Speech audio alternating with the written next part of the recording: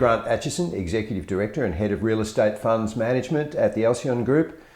Thanks for presenting at the Inside Network Investment Leaders Forum, Byron Bay 2024. Thank you for having me, and I appreciate the invitation. Grant, what current trends in the real estate market are most impacting investment strategies? Look, there's quite a few things going on at the moment. We're looking at things like land lease activities in the market.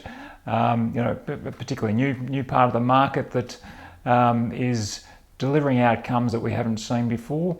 I'm thinking about things like data centers that are emerging as, we've got the AI revolution. So data centers are a particularly big part of what we're seeing. Probably not too new, but the move from retail assets, big shopping malls to neighbourhood centres, non-discretionary retail, definitely appetite for that. And probably the last thing I'd say is last mile logistics. We saw that play out through the recent COVID period.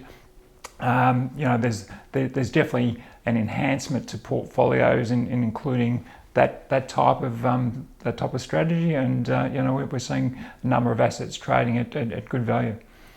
How do macroeconomic factors like interest rates and inflation influence real estate investment decisions? Look, there's both positives and negatives to that. We're seeing when you think about borrowing costs from managers, if not from managers, from property managers, the borrowing costs affect rental income stream offsets. We're seeing incomes being reduced as a result. But in real estate, you don't have to sit in the equity side of the capital stack. You can participate on the debt side. So, increased rates mean higher returns up to a level. What strategies are most effective for managing risk in real estate portfolios? Look, managing risk is an interesting one. I just made the observation around the capital stack. That's how I think about the market. Where in the capital stack are you?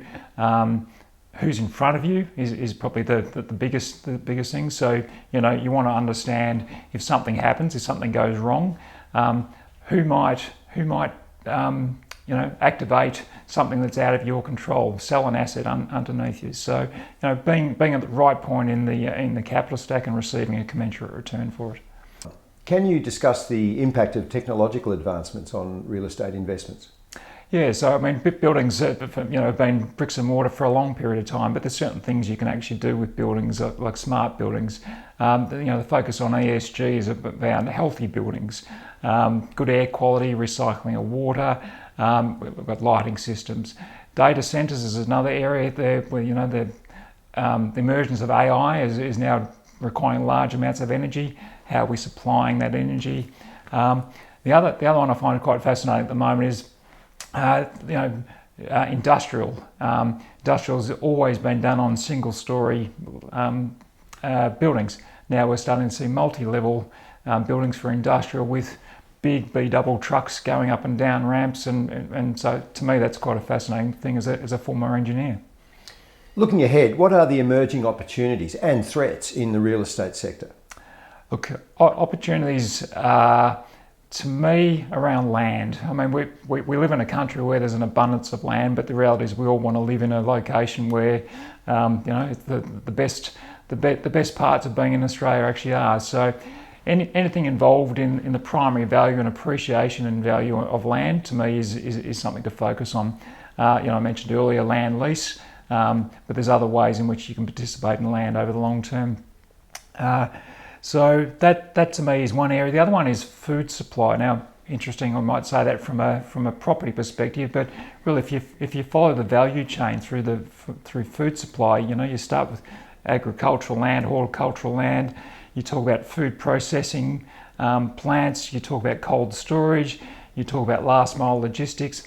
There's actually a food supply story going through where I think it's a good place to focus on. Threats I worry about the level of incentives in office markets. We've seen, everyone talks about the work from home phenomenon. What are office landlords doing? Well, they're offering massive amounts of incentives. Are they truly being picked up in the valuations of assets? I'm not a fan of the way things are done, but It's what's been done for a long time, and if that was truly reflected in value, we'd see a very big drop in office valuations.